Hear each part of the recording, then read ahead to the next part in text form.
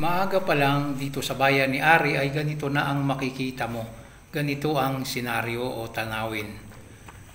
Maraming mga tao sa kalsada na ito ang naglalakad.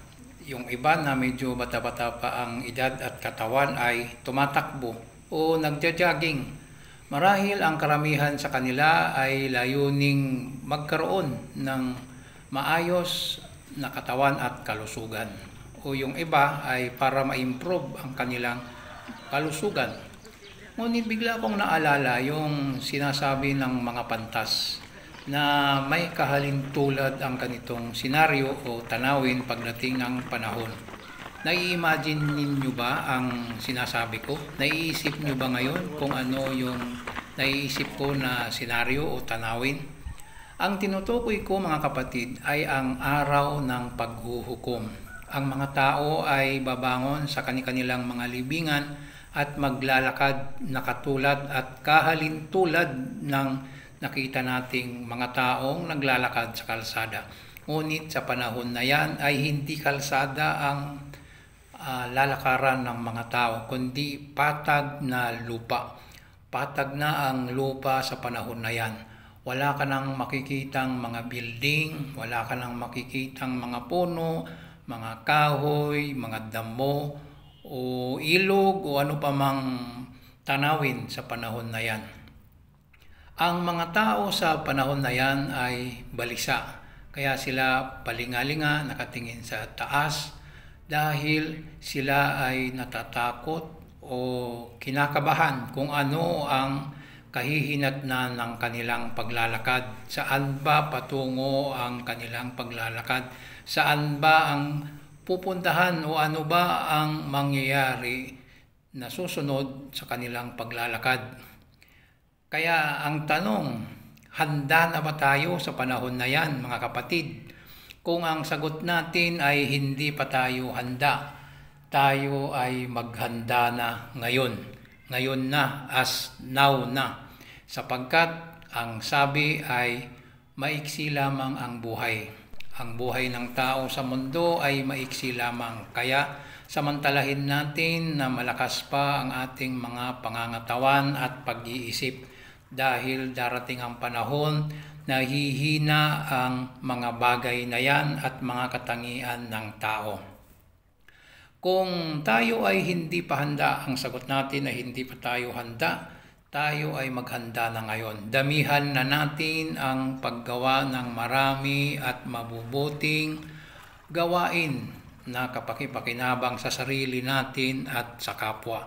Kung wala ka nang maibibigay na kabutihan sa kapwa o mai-share sa kapwa-tao, ay huwag mo nang gambalain ang kanilang matiwasay, maayos na pamumuhay sa mundo. Yun lang ang pinakasimpleng mai-contribute mo sa buhay ng kapwa-tao. Huwag mo nang isturbuhin, huwag mo nang gambalain ang kanilang pamumuhay sa mundo. Ganun lang kasimple. Huwag kang magbigay ng perwisyo sa ibang tao. Ayusin mo ang sarili mo, gawin mo ang dapat na responsibilidad mo sa sarili mo at obligasyon mo sa Panginoon. Tayo ay hindi lamang pinapunta dito sa mundo para kumain, matulog, kung ano pa mang mga makamundong gawain lamang, kundi tayo ay pinapunta ng Panginoon dito sa mundo para sambahin siya. Ngayon, ang pagsamba sa Panginoon ay maraming mga paraan, maraming mga sanga ang pagsamba sa Panginoon. Kahit nga pakikipagkapwa-tao ay pagsamba rin sa Panginoon. Ang pagtinda o pagninegosyo na naaayon sa batas ng Panginoon, ang hindi ka nandaraya at hindi ka nanlalamang ay pagsamba rin. Pinakaugat ng pagsamba sa Panginoon ay ang pagdarasal. Sa mga Muslim ay ginagawa nila ito 5 beses sa isang araw. Ang mga tao ay hindi lamang pinapunta dito sa mundo para katulad nung sinabi ko na kumain, matulog, o ano pa mang makamundong bagay, kundi makikipagkapwa-tao sila, makikisalamuha sa ibang tao sa maayos na pamamaraan. Huwag nating abusuhin kung tayo man ay may kakayanan, may kapangyarihan, huwag nating abusuhin ang ipinagkatiwala sa atin, sapagkat darating ang panahon tayo ay tatanungin sa mga ipinagkatiwala sa atin. Ikaw na nanonood nito ay may gantimpala kang matatanggap na ibibigay ng Panginoon sa iyo kung ito ay i-share mo sa iba para malaman nila ang good news. Ang good news ay alalahanin natin na tayo ay pansamantala lamang dito sa mundo. Tayo ay maglalakad din katulad nung mga tao na nakita natin kanina na naglalakad sa kalsada. Ang kaibahan lamang ay wala nang tulungan doon.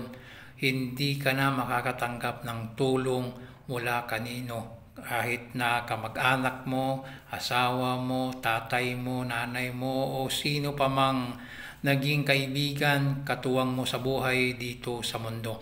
Ang makakatulong sa iyo ay ang mga mabubuting ginawa mo dito sa ibabaw ng lupa. Kaya samantalahin natin ang kalakasan ng ating katawan, ang kalakasan ng ating pag-iisip, ang kalakasan ng ating bunganga na mag-share ng mga mabubuting salita at ipagbawal ang mga hindi magandang salita. Yun ang magiging katulong natin sa kabilang buhay. Pagdating sa dulo ng paglalakad ng bawat tao sa panahon na yon ay magbibigayan na ng gantimpala. Kung ano ang ginawa mo dito sa mundo ay gagantimpalaan na doon. Magbibigayan na ng reward at award sa mga taong may mabuting ginawa dito sa mundo. Kaya mga kapatid, damihan na natin, uulit-ulitin ko, damihan natin ang paggawa ng mabuting gawain dito sa mundo sapagkat tayo ay pansamantala lamang. Iwasan nating makabigay ng perwisyo sa ibang tao sapagkat gagantimpalaan ka rin doon nang hindi rin maganda ang gantimpala ang pamimirwisyo sa ibang tao.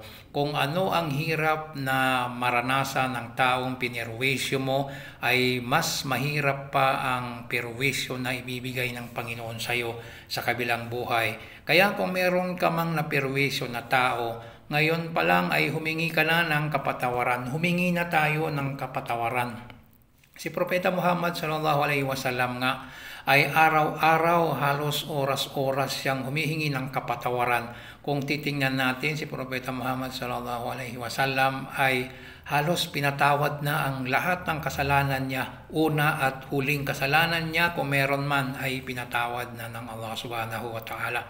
Sapagkat siya ay sugo ng Allah subhanahu wa ta'ala dito sa mundo. Ikaw pa na hindi ka sugo, tayo ay tao lamang nagkakasala. Kaya bilang tao na nagkakasala, tayo ay humingi ng kapatawaran sa Panginoon. Araw-araw, minuto kung kaya natin.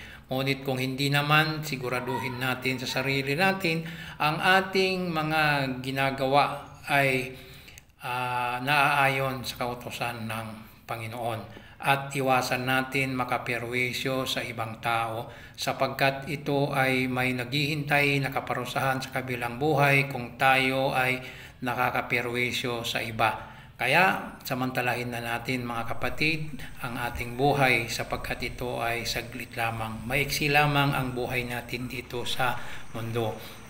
Maraming salamat sa iyong panonood kung nakaabot ka man dito sa dulo ng video na ito. Hanggang sa muli, maraming salamat.